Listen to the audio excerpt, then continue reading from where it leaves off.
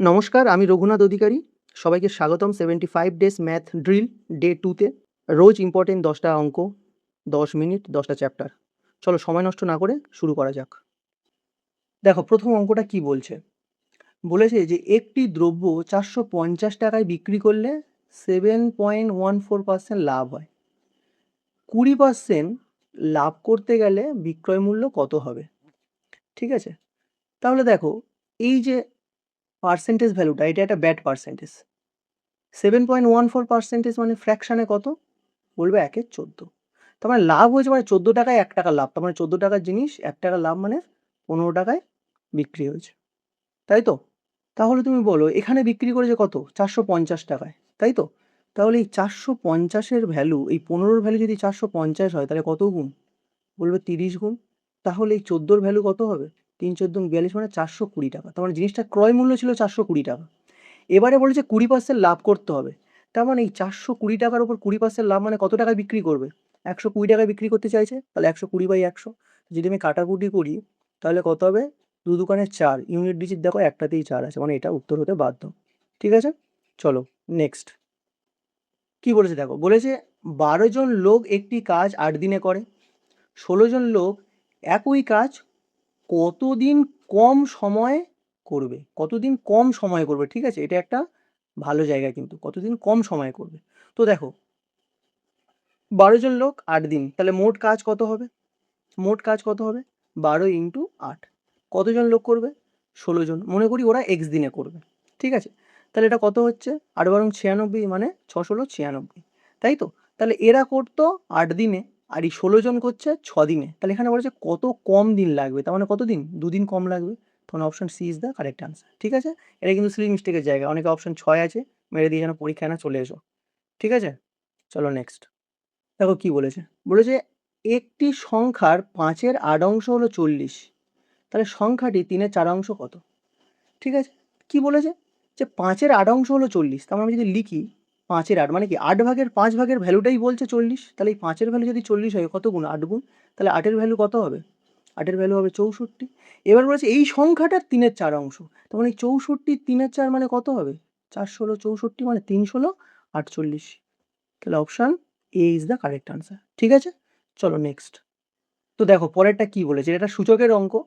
কি বলেছে? 3^4 into 3^5 divided by 3^7 এর মান কত? Simple, simplification just. দেখো আমরা জানি যে গুণ থাকলে পাওয়ারগুলো যোগ হয়ে যায়, ভাগ থাকলে বিয়োগ হয়। তাহলে কি হবে? অ্যাকচুয়ালি 3 লিখলাম, তাহলে এখানে গুণ আছে মানে কত হবে? এখানে গুণ আছে মানে যোগ হয়ে যাবে, মানে 4 + 5, আর এখানে ভাগ আছে মানে বিয়োগ হবে। তাহলে আলটিমেট 4 5 9 - 7 মানে কত হচ্ছে? 3^2, মানে এটা উত্তর। যদি এটা না থাকতো তাহলে কত হতো? 9 থাকতো। ঠিক আছে, একই ব্যাপার। চলো নেক্সট। কি বলেছে দেখো, বলেছে একটি বৃত্তের ব্যাসার্ধ 7 সেমি, তাহলে ওই বৃত্তের সমান ক্ষেত্রফল বিশিষ্ট বর্গক্ষেত্রের পরিসীমা কত? তাহলে আমাকে জানতে হবে যে আগে ওই বৃত্তের ক্ষেত্রফল কত। ঠিক আছে, তাহলে ওই বৃত্তের ক্ষেত্রফল কি করে বার করবো? তো আর দেয়া আছে 7, তাহলে ক্ষেত্রফল মানে কত? πr², তাই তো? তাহলে πr² মানে কত? 22-এর 7 ইন্টু 7 ইন্টু 7। r² মানে কি? 7 7 49, তাহলে কাটা 7/22 কত? 154। এবার আমার বলছে সমান ক্ষেত্রফল বিশিষ্ট বর্গক্ষেত্র, তাহলে এটাও তো বর্গক্ষেত্রেরই ক্ষেত্রফল, আর বর্গক্ষেত্রের ক্ষেত্রফলের সূত্র কি? বাহু স্কোয়ার। তার মানে বাহু যদি আমি এ বলি, তাহলে a² এর ভ্যালু যদি এটা হয়, তাহলে বাহুর ভ্যালু কত হবে? বলবে √154। এবার আমরা বলছি পরিসীমা। পরিসীমা মানে কি? পরিসীমার সূত্র কি? 4 ইন্টু বাহু, তাই তো? তাহলে পরিসীমার সূত্র হচ্ছে 4 ইন্টু বাহু। তাহলে এখানে দেখো 4 ইন্টু করে দাও, তার মানে কত হচ্ছে? 4 ইন্টু √154, অপশান, অপশান বি। ঠিক আছে, চলো নেক্সট। দেখো নেক্সট কি বলেছে, একটা ত্রিকোণমিতির খুব সহজ আর ভালো অঙ্ক। কি বলেছে? সাইন 30° প্লাস সেক 60°-র মান কত? জাস্ট ভ্যালু পুট করে দাও। সাইন 30°-র মান কত? বলবে হাফ, প্লাস সেক 60°-র মান কত? বলবে 2। তাহলে 2 আর হাফ কত? আড়াই, আড়াই, তাই তো? তাহলে আড়াই মানে 2 দুগুণে 4 একে 5/2, মানে option D is the correct answer. ঠিক আছে, চলো নেক্সট। আচ্ছা কি বলেছে?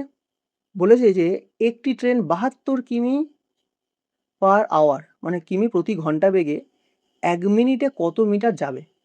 মানে ট্রেনটা স্পিড বলে দেওয়া আছে, স্পিড বলে দেওয়া আছে কত? না 72 কিমি পার আওয়ার। বলেছে 1 মিনিটে কত যাবে? তাহলে আমাকে জানতে হবে যে সে 1 সেকেন্ডে কত যাচ্ছে, আমি এটা বের করতে পারবো। তাহলে কি করে বের করবো? 72 ইন্টু 5/18, 5/18 দিয়ে গুণ করলে তো মিটার পার সেকেন্ড বেরোয়, তাই না? তাহলে যদি কাটাকুটি করি তাহলে কত হচ্ছে? 20 মিটার পার সেকেন্ড। তার মানে সে প্রতি 1 সেকেন্ডে 20 মিটার যাবে। আমার বলেছে 1 মিনিট, 1 মিনিট মানে কত সেকেন্ড?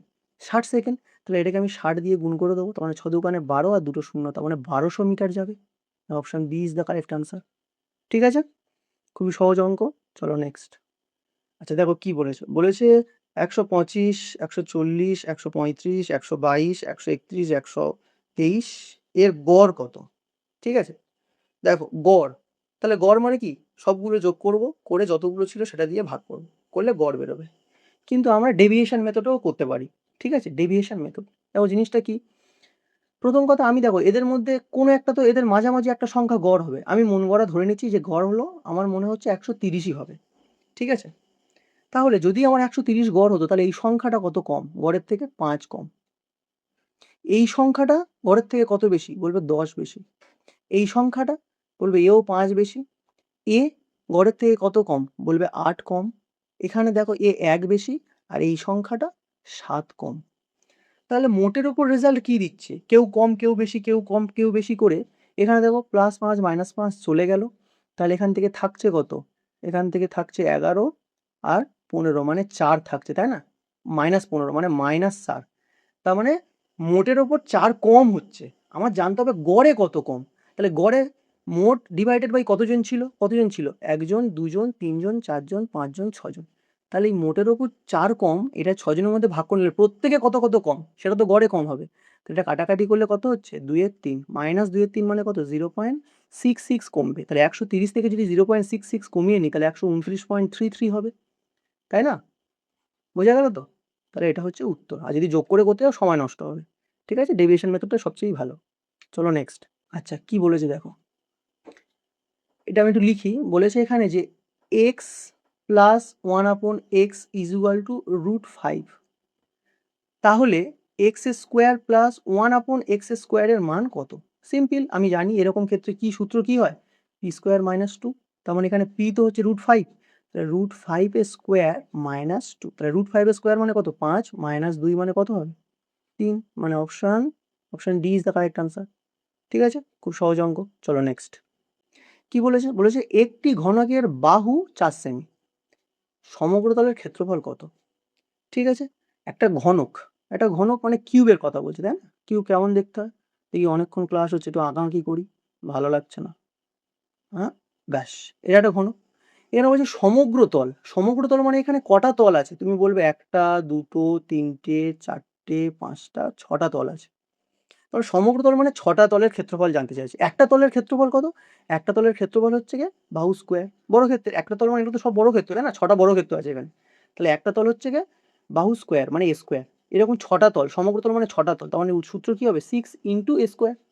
তাহলে 6 ইন্টু এ স্কোয়ার মানে এর মান কত? এর মান 4, তার মানে 4 স্কোয়ার মানে কত? 16। তার মানে 6 16 96, মানে option C is the correct answer.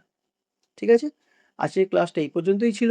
যদি ভালো লাগে তাহলে অবশ্যই করে সবাই লাইক, শেয়ার, সাবস্ক্রাইব করে রাখবে। এরকম প্রতিদিন ভিডিও পাবে তোমরা। আর ভালো লাগলে কি আর বলবো, কমেন্টটা করে যেও।